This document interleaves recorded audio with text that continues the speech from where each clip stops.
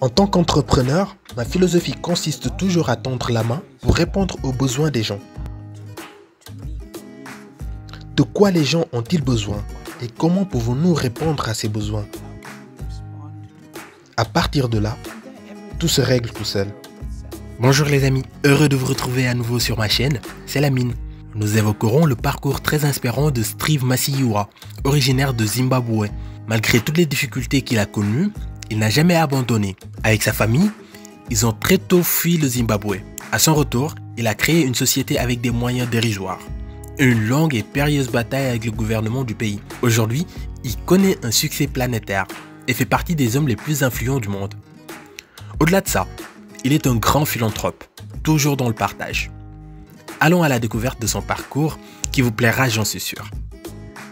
Les amis, je vous invite à mettre un pouce bleu à la vidéo si elle vous plaît et de vous abonner à la chaîne pour ne pas rater nos prochaines vidéos. Je remercie vraiment tous ceux qui l'ont déjà fait pour leur soutien, ça fait plaisir. Sans plus attendre, je vous dis let's go!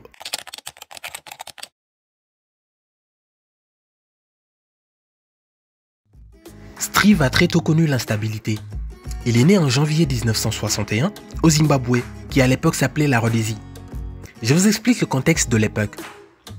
Le pays a été colonisé par la Grande-Bretagne et le premier ministre de cette période était Ian Smith. Dès qu'il a pris le pouvoir, en 1964, il a voulu accéder à l'indépendance. Cependant, le gouvernement britannique refuse et demande à ce que le pouvoir soit transféré à la majorité qui était noire. Ian Smith fait la sourde oreille et décide tout de même de proclamer la Rhodésie indépendante. Alors il est sanctionné par les Nations Unies et le pays est isolé diplomatiquement. Tout ceci va aboutir à une guerre civile. À ce moment, Steve avait 7 ans et sa famille a dû fuir en Zambie, un pays voisin.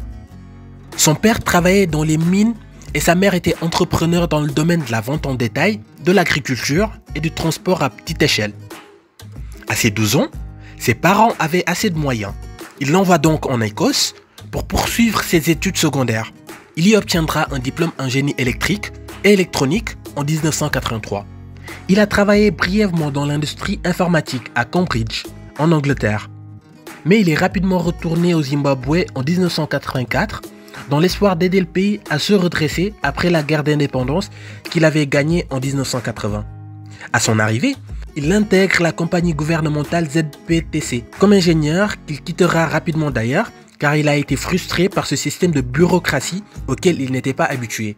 Il crée sa première entreprise nommée Retrofit Engineering, à travers laquelle il propose des services d'ingénierie électrique avec l'équivalent de 75 $ seulement. En 5 ans, il s'est imposé comme l'un des principaux industriels du pays, ayant bâti une grande entreprise d'ingénierie électrique. Mais le déclic arrive dans les années 90, lorsqu'il se rend compte que les téléphones sans fil devenaient très prometteurs. Il décide alors de s'y embarquer en créant une nouvelle société, Econet Wireless. Cependant, les problèmes commencent lorsque le gouvernement zimbabwéen de Robert Mugabe a refusé de lui donner une licence pour exploiter son entreprise. En effet, il s'est heurté à une vive opposition de la part du ZPTC, une société gouvernementale dans laquelle il a déjà travaillé, qui revendique le monopole des télécoms dans le pays. Masiyiwa a donc interjeté appel devant la Cour constitutionnelle du Zimbabwe, au motif que le refus constituait une violation de la liberté d'expression. Le tribunal zimbabwéen, alors l'un des plus respectés du continent, a tranché en sa faveur après une bataille judiciaire de 5 ans qui l'a conduit au bord de la faillite. Il a dû vendre sa première société qui était assez florissante pour financer Econet Wireless. La décision qui a conduit à la suppression du monopole de l'État dans les télécommunications est considérée comme l'une des étapes clés de l'ouverture du secteur africain des télécommunications aux capitaux privés. Le premier abonné au téléphone portable de l'entreprise a été connecté au nouveau réseau en 1998. Ensuite, Masiyiwa a coté Econet Wireless Zimbabwe en juillet 1998 à la bourse locale en guise de remerciement pour récompenser les milliers de personnes ordinaires qui l'ont soutenu pendant ces longues batailles juridiques contre le gouvernement zimbabwéen. Aujourd'hui, Econet Zimbabwe est devenue une entreprise majeure qui domine l'économie du pays. C'est actuellement la deuxième plus grande entreprise du Zimbabwe en termes de capitalisation boursière. Il ne s'est pas limité à cela. Comme tout bon entrepreneur qui se respecte, son groupe a diversifié ses activités dans des investissements en Afrique, en Europe, en Amérique du Sud. Il propose des services dans la téléphonie mobile, le haut débit, le satellite, les réseaux de fibre optique. Sa filiale comporte des sociétés telles que Liquid Telecom, Cassava Smartech, DPA, Vaya Africa, Technip Africa.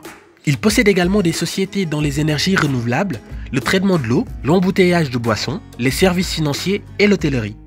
En mars 2000, fuyant la persécution des autorités locales, Masiyiwa a quitté le Zimbabwe pour ne jamais revenir dans le pays et s'est d'abord installé en Afrique du Sud où il a fondé The Econet Wireless Group, une nouvelle organisation complètement distincte de l'entité zimbabwéenne répertoriée. Son intérêt principal reste les télécoms. Certaines des entreprises clés qu'il a établies avec des partenaires comprenaient Econet Wireless International, Econet Wireless Global, Mascom Wireless Botswana, Econet Nigeria, Econet Service, Rwanda Telecom, Econet Wireless Afrique du Sud, SolarWay et les systèmes de traitement des transactions TPS. Il a également des intérêts dans les opérations mobiles en Nouvelle-Zélande, en Bolivie et en République dominicaine. La société qu'il a créée est connue pour avoir des opérations et des investissements dans plus de 20 pays, dont le Royaume-Uni, les États-Unis, l'Amérique latine et la Nouvelle-Zélande, les Émirats arabes unis et la Chine. Après plus de 10 ans en Afrique du Sud, Masiyiwa a déménagé à Londres. Cependant, il conserve toujours d'importants intérêts commerciaux en Afrique du Sud. Il a également des intérêts aux États-Unis. Il s'est associé à l'un des principaux entrepreneurs américains en télécommunications, John Stanton, dans une entreprise appelée Trilogy International Partners, qui a construit le troisième opérateur de réseau mobile de Nouvelle-Zélande, connu sous le nom de 2 Degrees. Son investissement dans Trilogy International, basé à Seattle, l'ont également aidé à obtenir des intérêts, en tant qu'investisseur dans les entreprises de Viva en Bolivie et en République dominicaine.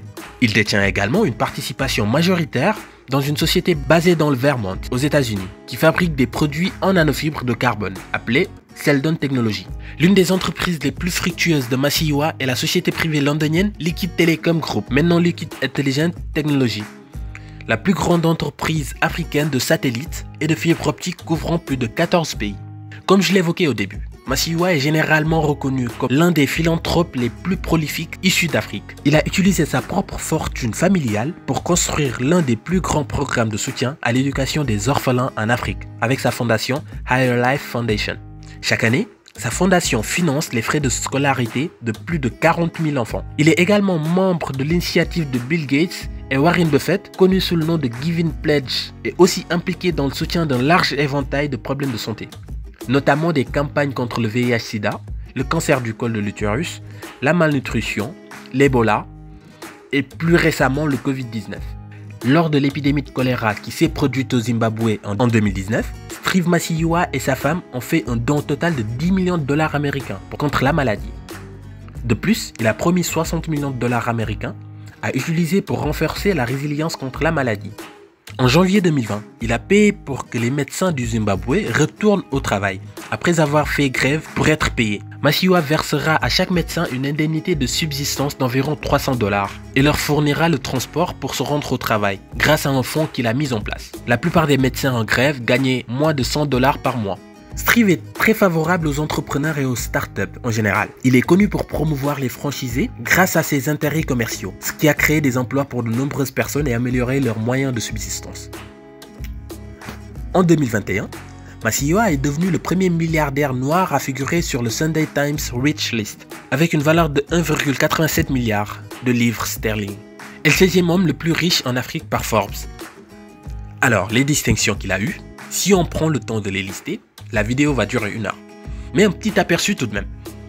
Les nominations internationales et les membres du conseil d'administration de Masiyiwa au fil des ans comprennent Unilever, Netflix, membre du conseil d'administration, National Geographic Society, administrateur, Bank of America, Commission des Nations Unies. Masiyiwa est le seul membre africain du comité sur la conscience du musée commémoratif de l'Holocauste des États-Unis. Il a également siégé à 2 groupes consultatifs à l'ONU. En 1999, la Jeune Chambre de commerce mondiale a nommé Masiyiwa l'un des 10 jeunes les plus remarquables du monde. En 2003, un sondage du magazine CNN Time a désigné Masiyiwa comme l'un des chefs d'entreprise les plus influents au monde.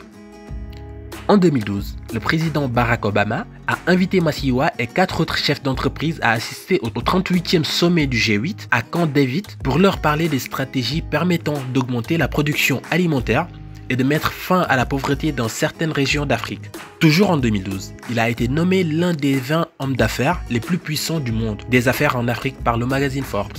Masseyua a été cité comme l'un des 100 Africains les plus influents par le magazine New African en 2014 et 2020. En septembre 2014, la présidente de l'Union africaine a demandé à Masseyua d'aider à mobiliser des ressources pour la riposte de l'Afrique à l'épidémie Ebola. C'était la première fois que l'Union africaine demandait à un chef d'entreprise d'assumer un tel rôle. Elle a donc, avec l'aide d'autres dirigeants, mis en place la toute première campagne de collecte de fonds panafricaine, connue sous le nom de Africa Against Ebola Solidarity Fund. Le fonds a levé des millions de dollars américains auprès du public à l'aide de dons par SMS. Avec des contributions provenant de nombreux pays d'Afrique. Les dons ont permis à l'UA de déployer la plus grande contingence connue de travailleurs de la santé africains pour lutter contre la propagation de la pandémie mortelle. En 2015, le magazine Forbes a nommé Masseyua dans la liste des 10 hommes les plus puissants d'Afrique. Un parcours très remarquable. Il est une fierté pour toute l'Afrique. Son histoire nous pousse à croire à nos rêves et de ne jamais abandonner parce que tout vient à point qui sait attendre. In 1993, when I was 31 years old, I sued the government of the Republic of Zimbabwe under Robert Mugabe. Some of you may remember him. He was president of Zimbabwe for 37 years until last November. Now, when you sue somebody like that, this is where you get one of those, you know, the disclaimers you get on before a big stunt. Don't do this one at home. Okay, so it can only be done by professional stuntmen. So I sued the government of Robert Mugabe. I sued him over the right to build a mobile network in 1993. And at the time, you know, you all carry cell phones, as we call them, and you call in America here mobile phones. Just remember a time when they didn't exist. And in my part of the world, in Africa, they not only didn't exist, but what we call teledensity, the penetration of telephones in a society, was at 1.4%, and we considered Zimbabwe a good one. But seen in another way, 75% of the African people had never heard a telephone ringing, let alone own one. So I filed a court application to say that the monopoly held by the state should be removed. And it was similar right across the whole world. Very few countries back in 1993 had private telephone companies. The United States, of course, had AT&T, and they had just been sued. But I took them to court, and everybody held their breath across Africa. One diplomat later confessed to me that they took bets as to how long I would live. Anyway, I lost. I went all the way to our country's appeals court, very enthusiastic, and I lost the case. And everybody thought it was over. And then some bright lawyers, you just shouldn't hang around them, suggested I take the matter up as a constitutional matter. And that's what our battle was about. We decided to take down the monopoly on the basis that it offended the right of freedom of expression. That you could not have in a constitution a freedom of expression if one of the tools by which we express ourselves, which is a telephone, was under the control of a monopoly. And it took us 5 years of legal battles. I assembled a legal team. One of my lawyers came from New York. Some of the lawyers came from South Africa, England, and Zimbabwe's finest lawyers.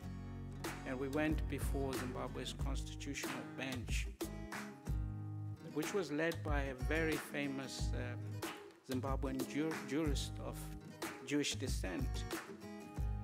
And he was a phenomenal jurist.